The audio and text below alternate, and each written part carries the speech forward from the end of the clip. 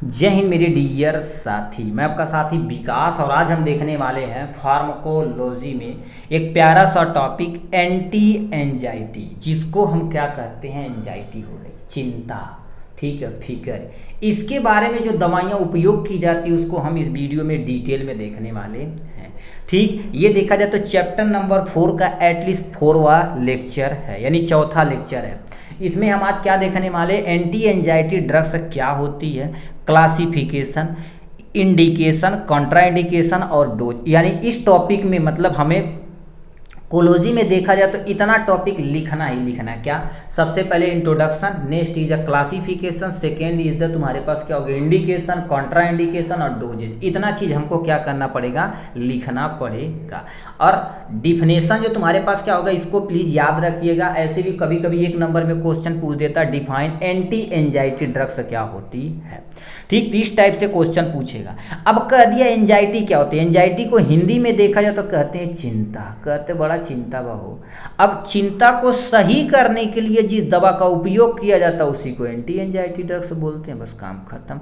तब डिफिनेशन में क्या लिख रखा, those substances which are use to treatment of anxiety, मतलब ऐसी दवाइयाँ जो ट्रीटमेंट को क्या, किसके ट्रीटमेंट के लिए, एंजाइटी, चिंता के ट्रीटमेंट के लिए उपयोग की जाती है, उसी को एंटी एंजाइटी ड्रग्स बोलते हैं। क्या बोलते हैं, एंटी एंजाइटी ड्रग्स बोला जाता है। तो ये आपके सामने डिफिनेशन हो गई यहाँ से। अब आगे चलते हैं, नेक्स्ट पॉइंट पे समझते हैं। Anti anxiety drugs are use for the controlling effect of stress. अब स्ट्रेस क्या होते, कहते हैं बड़ा स्ट्रेस बा, सैड मूड बा, ठीक है, मतलब एकदम से अलग टाइप में है। तो जो तुम्हारे पास मूड उनका स्ट्रेस है, फीलिंग ऑफ डिस्कम्फर्ट, मतलब आप सही से क्या कर रहे हैं, कहते हैं बड़ी मस्त फील करता थी, बट आप डिस्कम्फर्ट फील करते हैं, उसको भी ट्रीट करता है। टेंशन को दूर करता। फियरफुल, मतलब आप डरे हुए हैं, किसके कारण से, कईयों कारण हो सकता है। लिख रखा है तुम्हारे पास एंटीसिपेशन आप अनटूवर्ड इवेंट, मतलब कोई ऐसा इवेंट होने वाला है। अब जैसे मान लेते कहीं डिस्कम्फर्ट आप फीलिंग महसूस करें, जैसे मान लेते आपको मंच पे क्या करना, भाषण देने जाना, तो आप अरे बाप रे, हाथों हाथों एकदम से बड़ हिले लगी, हिले जो लगता है तो उसी को ट्रीट करने के लिए भी ये दवा दी जाती है। और दूसरा तुम्हारे पास क्या लिख रखा, डिस्फोरिया इन पेशेंट, ऐसे पेशेंट जो अनहैप्पी रहते हैं, जैसे कहते हैं तू तो मर्दे हमेशा वैसा रहला, सैडनेस रहला, जैसा मतलब बेवफाई टाइप में कोना में जाके बैठ के सैड सॉन्ग सुनिए, तो ऐसे पेशेंट को भी एंटी एंजाइटी ड्रग्स दी जाती है। तुम्हारे पास हमेशा हमेशा बंदा क्या रहेगा, अनहैप्पी रहेगा। डिस्फोरिया मतलब क्या होती है, ऐसी बीमारी होती है जिसमें व्यक्ति क्या रहेगा, कभी हैप्पी नहीं रहेगा, अनहैप्पी पर्सन को बोला जाता है। विथ नेरोसिस, नेरोसिस मतलब तुम्हारे पास क्या होता है, बहुत सारी जब डिजीज का ग्रुपिंग होती है, वो भी कौन सी डिजीज, मेंटल डिजीज, यानी ग्रुप ऑफ मेंटल डिजीज को क्या बोला जाता है, नेरोसिस बोला जाता है। ठीक, एंड माइल्ड डिप्रेशन स्टेट, मतलब थोड़ा बहुत आप डिप्रेस के अंतर्गत चले जाएंगे तो उस कंडीशन को क्या बोला जाएगा, उसको ट्रीट करने के लिए एंटी एंजाइटी ड्रग्स बोला जाएगा। याद रखना, माइल्ड, थोड़ा बहुत डिप्रेशन रहेगा चलेगा, ज्यादा डिप्रेशन होगा तो एंटी डिप्रेसेंट का हमें उपयोग करना पड़ेगा। तो ये क्या लिख रखा, आप एक स्टेटमेंट को दोबारा समझिए। Anti anxiety drugs are use for controlling effect of stress, feeling of discomfort, tension, fearful anticipation of यानी क्या लिखा, अनटूवर्ड इवेंट और dysphoria in patient with neurosis and mild depression. किसके ट्रीटमेंट के लिए, कोई बंदा सही से फील नहीं कर रहा है, स्ट्रेस के लिए, टेंशन में, डर के लिए, और तुम्हारे पास यानी बहुत सारी मेंटल डिसऑर्डर होती है, जो व्यक्ति अनहैप्पी होता है और बहुत सारे मेंटल ग्रुप ऑफ डिसऑर्डर होते हैं, उन सबको ट्रीट करने के लिए एंटी एंजाइटी का ड्रग्स दिया जाता है। तो ये आपके सामने डिफरेंस यहाँ पर हो गई इनके इंट्रोडक्शन के बारे में। और क्या लिखा, anti anxiety drugs also known है एंजोलाइटिक ड्रग्स बोला जाता है। इसको क्या बोला जाता है बाबू, एंजोलाइटिक ड्रग्स बोला जाता है। फॉर एग्जाम्पल मान लेते हैं, तुमसे कह देगा डिफाइन एंजो, यानी क्या होगा, एंजोलाइटिक ड्रग्स, तो आप इसी को डिफाइन करिएगा एंटी एंजाइटी ड्रग्स के बारे में। ठीक, अब यहाँ से हम क्या कर देते, थोड़ा थोड़ा इनका क्या कर देते बाबू, क्लासिफिकेशन देख लेते हैं। अब देखिए ये क्लासिफिकेशन एंटी, इसे 3 में कैटेगराइज किया गया, बेंजोडाइजापिन, नॉन बेंजोडाइजापिन, एंजोलाइटिक या मिसलिनस। मिसलिनस मतलब ऐसे ड्रग्स आते हैं जो तुम्हारे पास क्या होते हैं, विभेद, मतलब दोनों में उपयोग कर सकते हैं, उसको इस कैटेगरी के अंतर्गत रखा जाता है। ठीक, तो इतना आपके सामने क्या करना, एंटी एंजाइटी ड्रग्स के कैटेगरी के अंतर्गत रखना है।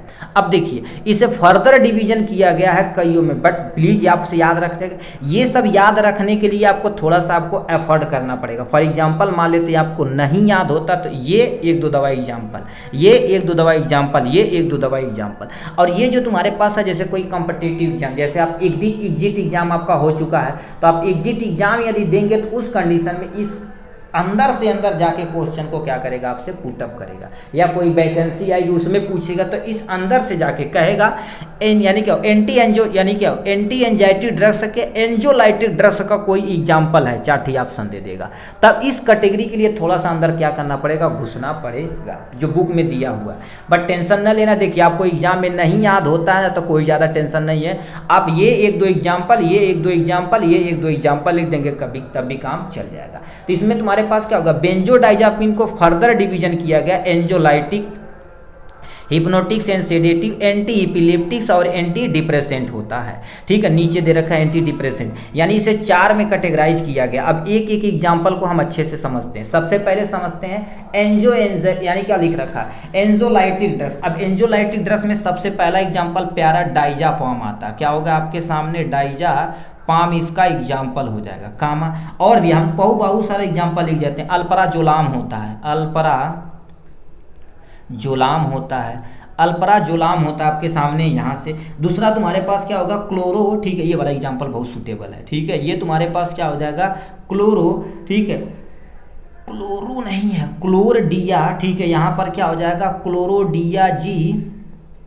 प्रोडक्ट यानी पोर। ठीक है, यानी जेप ऑक्साइड होता है। ठीक है, ये आपके 2 एग्जाम्पल याद रखिएगा, डाइजापाम और अल्पराजोलाम होता है। ठीक है, और इसमें देखा जाए तुम्हारे पास क्या होगा, लोराजेपाम। ये सब इसका एग्जाम्पल इसमें लिख सकते हैं।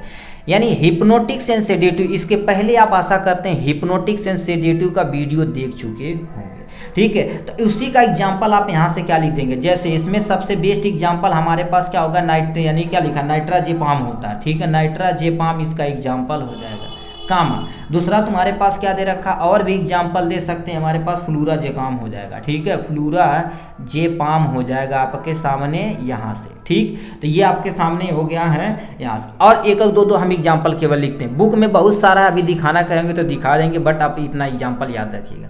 एंटी इपिलेप्टिक्स तुम्हारे पास इस कैटेगरी के अंतर्गत कौन सी दवा आती है, एंटी इपिलेप्टिक, क्लोनाजेपाम। और यहाँ पर सबसे बेस्ट एग्जाम्पल ये क्लोनाजेपाम ऊपर नहीं लिखे हैं, चलो कोई टेंशन नहीं, क्लोनाजेपाम हो जाएगा आपके सामने, क्लोनाजेपाम हो जाएगा। दूसरा, ठीक है, एक और एग्जांपल क्या हो जाएगा, क्लोबाजाम हो जाता। तो ये आपके 2 कैटेगरी की, यानी 2 हमने दवा इसमें लिख दिया एंटी इपिलेप्टिक्स के अंतर्गत। एंटी डिप्रेसेंट में जो डिप्रेशन को ट्रीट किया जाता है, सबसे बेस्ट सेफ एग्जाम्पल तुम्हारे पास क्या होगा, अल्पराजोलाम हो जाएगा। ठीक है, अल्पराजोलाम आपके सामने हो जाएगा। यहाँ पर हमने क्या कर दिया, इसको लिख दिया, ये आपके सामने हमने छाप दिया यहाँ से। अब क्या लिख रखा है, नॉन बेंजोडाइजापिन, यानी नॉन बेंजो एंजोलाइटिक ड्रग्स के अंतर्गत आती है, नॉन बेंजोडाइजापिन एंजोलाइटिक के अंतर्गत। इसमें भी तुम्हारे पास फर्दर डिवीजन किया गया, प्रोपिनेडियोल कार्बोमेट होता है। ठीक है, कार्बोनेट मत लिखना, कार्बोनेट मतलब CO3 कैटेगरी का नहीं, यहाँ पर देखा जाए तो कार्बोमेट होता है। इसमें एग्जाम्पल तुम्हारे पास क्या लिख रखा, पहले दे रखते हैं हमारे पास मेप्रोबेट का एग्जाम्पल हो जाएगा। ठीक है, मेप्रोबेमेट हो जाएगा। एक एग्जाम्पल हमने यहाँ से इसको लिख दिया।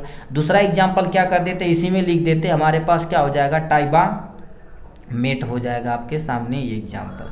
ठीक है, लिख रखा। नेक्स्ट में तुम्हारे पास क्या लिख रखा, एजापिरोन्स। एजापिरोन्स में तुम्हारे पास सबसे बेस्ट एग्जाम्पल हमारे पास आ जाता है, तुम्हारे पास 20 पीरोन आ जाता है आपके सामने यहाँ से, 20 पीरोन एक एग्जाम्पल हो जाएगा। दूसरा हमारे पास क्या दे रखा बाबू, जेपीरोन हो जाएगा। क्या हो जाएगा, जेपीरोन आपके सामने एग्जाम्पल हो जाएगा। तो ये आपके सामने यहाँ पर हमने एक दो एग्जाम्पल छाप दिया है।